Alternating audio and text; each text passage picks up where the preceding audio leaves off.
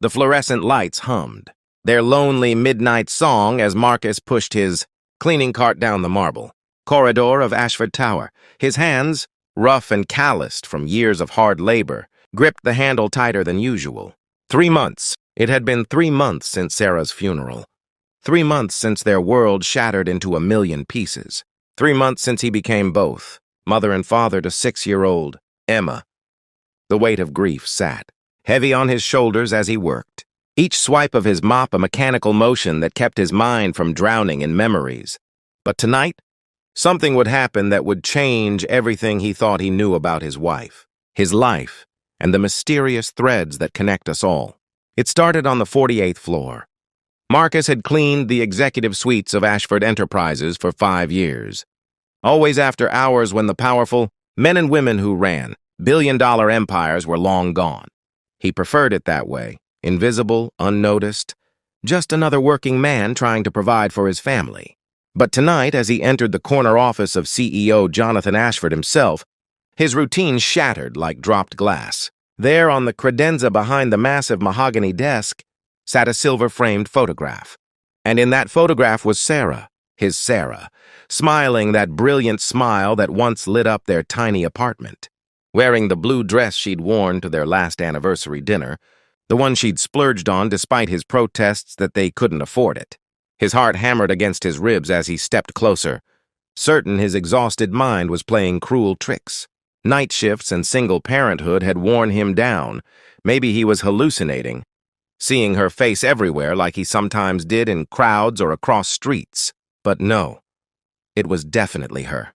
Marcus's hands trembled as he set down his cleaning supplies. Why would a billionaire have a photo of his late wife in his office? His mind raced through possibilities, each more unsettling than the last. Had Sarah been hiding something from him? Had their marriage been a lie? The room spun slightly as questions multiplied like viruses. He heard footsteps in the hall. Heavy, purposeful steps. Before Marcus could retreat, Jonathan Ashford himself walked through the door, loosening his tie. The billionaire stopped short, surprise flickering across his face at finding someone in his office. I'm sorry, Mr. Ashford, Marcus stammered, suddenly aware of how he must look, cleaning uniform wrinkled, eyes red-rimmed from exhaustion and grief. I was just cleaning. I didn't expect anyone to be here this late.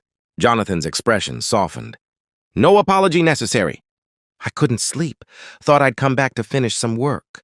He paused, studying Marcus with unusual intensity. You're Marcus, aren't you? Marcus Patterson?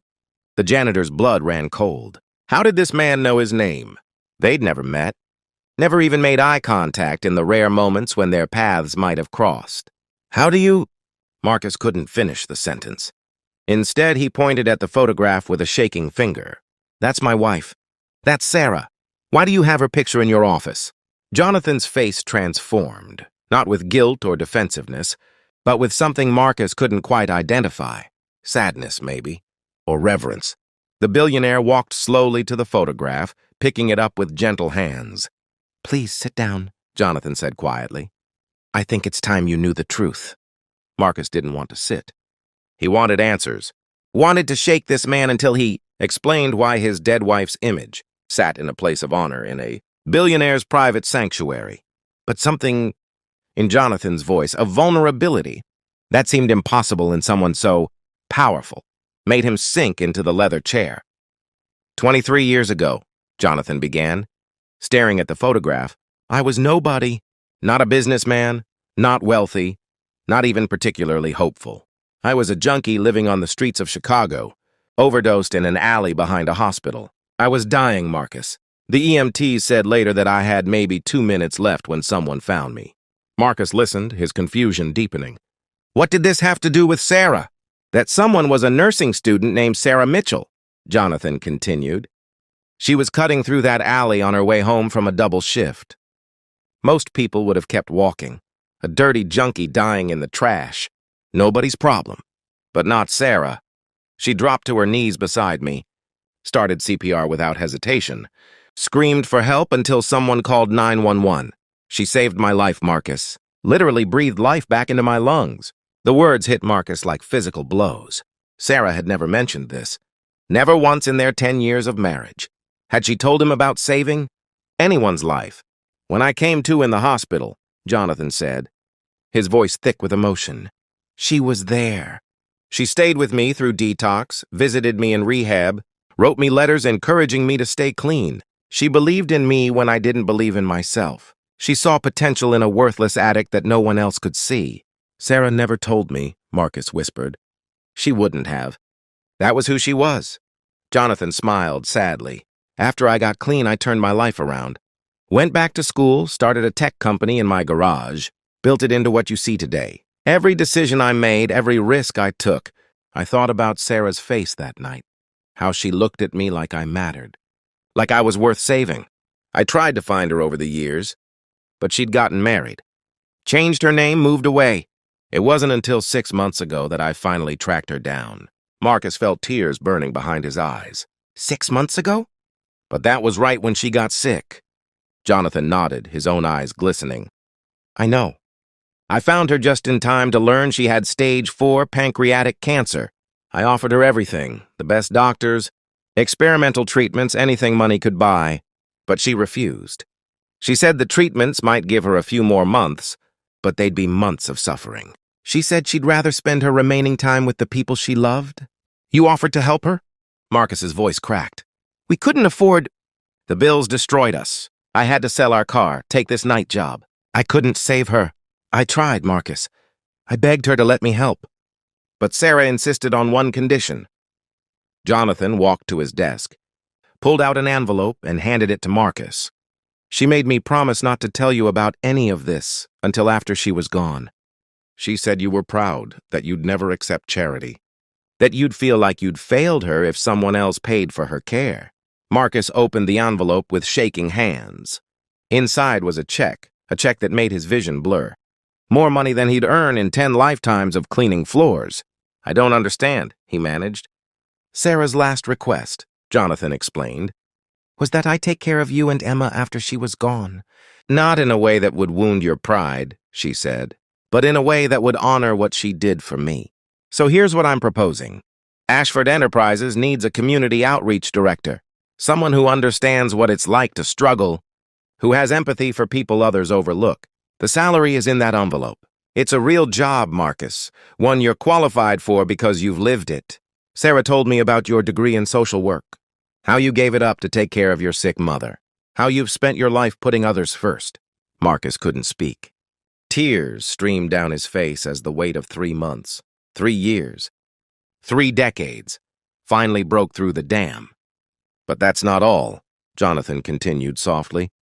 I've set up a trust for Emma's education, health care, everything she'll need, and I've established the Sarah Patterson Foundation funding free medical care for families who can't afford treatment. Your wife saved 1 life in that alley, Marcus. Now her legacy will save thousands. The janitor buried his face in his hands, his body shaking with sobs. All this time, he'd been drowning in grief and guilt, feeling like he'd failed Sarah by not being able to afford better care. But she had known. She had planned. She had protected his pride even as she secured their future. She loved you so much, Jonathan said. In all our conversations, she talked about you and Emma constantly. How you made her laugh, how you were the best father Emma could have, how lucky she was to have found you. She made me promise to tell you that her greatest accomplishment wasn't saving my life, it was building a life with you. Marcus looked up at the billionaire through tear-blurred vision. Why? Why do all this for us? Because 23 years ago, a woman I didn't know chose to see my humanity when everyone else saw trash. She taught me that who we are isn't measured by our worst moments or our bank accounts. It's measured by how we treat people when they're at their lowest. You've been at your lowest these past 3 months, Marcus. Let me do for you what Sarah did for me. Let me see your worth and help you back to your feet. As dawn broke over the city, Marcus sat in that office holding his wife's photograph, understanding finally that love doesn't end with death. Sarah's kindness had rippled out in ways she never knew, touching lives, changing destinies, creating connections that transcended time and circumstance. She had saved Jonathan that night in the alley, and now, through him, she was still saving her family. The janitor's cart sat abandoned in the hallway. Marcus Patterson would never push it again. Instead, he would honor his wife's memory by helping others, by being the kind of person who stops in alleys, who sees potential in the overlooked, who believes in second chances and the unbreakable bonds of human compassion.